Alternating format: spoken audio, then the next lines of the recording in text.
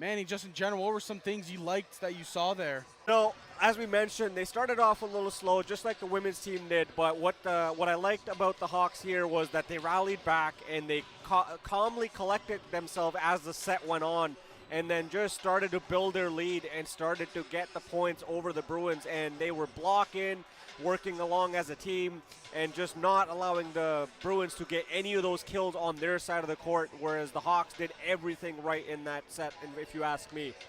Thing about Joshua Fedare in that first set. 1 dig, 5 kills already. Coming up big in that set. Yeah, Fedare looking like a stone cold killer out there, Manny. Yeah, and not to mention Jake Gomez on that serve run that he had.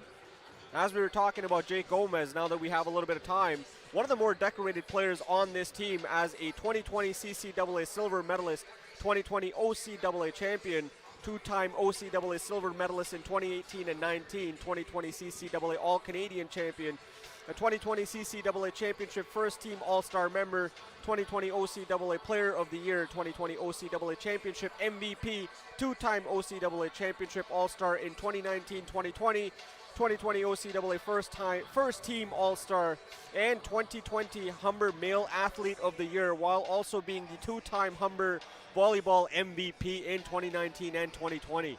Jake Gomez. Right there, Jaden Milne in the last try was not able to get that, but this time he's like, try and stop me, and just sends that home for the Hawks, giving them the first set of the 3. Side of the Hawks, what do you think the message from the coaching staff is for the starting 6? You know, not a lot to be said to the Humber Hawks after that display of rallies. I would say just maybe a little bit more communication to not allow the Bruins to have those open spot chances that Hawks allowed a couple times in that set. Other than that, keep up the play that they've been doing, and just keep going at it. Don't allow the Bruins to have any sort of momentum with those open miscommunication plays, as I mentioned. But nonetheless, Humber Hawks doing a great job in that first quarter, defensively, offensively. Rashawn Chambers finding Frank Mitchell off of a couple dives and steals. So something to look forward to is Humber Hawks getting heated up here. Yeah, for sure, Andrew, and it comes with the record you have. You got a 4-0 record right now, so it's not bad to rest some players and give them some time off, right?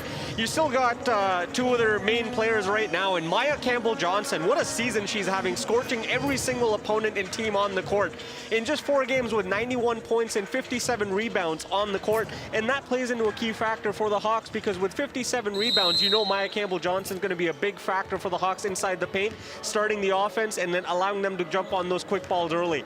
And then Kia Watt also coming into this game with 291 points, just 9 away from 300. So 2 big players still in the lineup for the Hawks. And as we mentioned, it might be a little bit of a mismatchup, but Humber with the motivation to try and get back on the winning side against the Seneca Sting have a lot of momentum coming in here. This ball rolling. You know, Humber, as you mentioned, they're 2-0 to start the season. They're 2-0 at home because of both the games being at home. So they've made it a very difficult place for the opposition to come in here at the Hawks Nest and compete. So they've got to continue to do that. As we mentioned, the Humber Hawks made it a very difficult place to start here.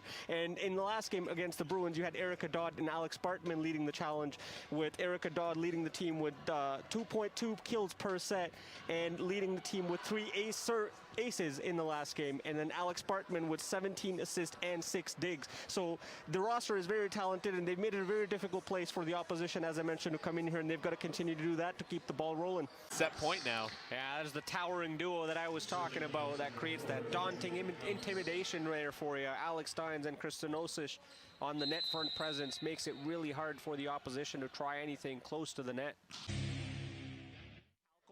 And it's everything so organized for them with that net front presence. That's how their offense starts, and then that relates to their positioning, that relates to their setup and their digs and then kills. So everything they do is a set calculated play, and it's a very difficult breakdown for the opposition to try and get through, just because it's like I said again, Alex Steins making it very difficult, Kristen Osic making it difficult. Then you've got LaChapelle and Lorendo in the libero position trying to keep the rallies alive, and then you've got Erica Dodd in the back end, Megan Hunt and Kiyomi Ellis with the strength. So you've got literally every player on the court for the Hawks. It's a strength point. Yeah, Bartman's like the magician of this court, like so versatile. As you mentioned, she's got that height, she's got that power. But the one thing that I love about Bartman on the court is that the ability to switch the play at the last minute, where you feel like she's setting up one player, but she's actually setting up another player. It's like she's got the eyes in the back of her mind or the back of her head. And then the other time when she's going for a setup, you expect the setup, and then she's got that trick play where she puts it over the net. So the opposition doesn't know what to expect, and it's a real challenge.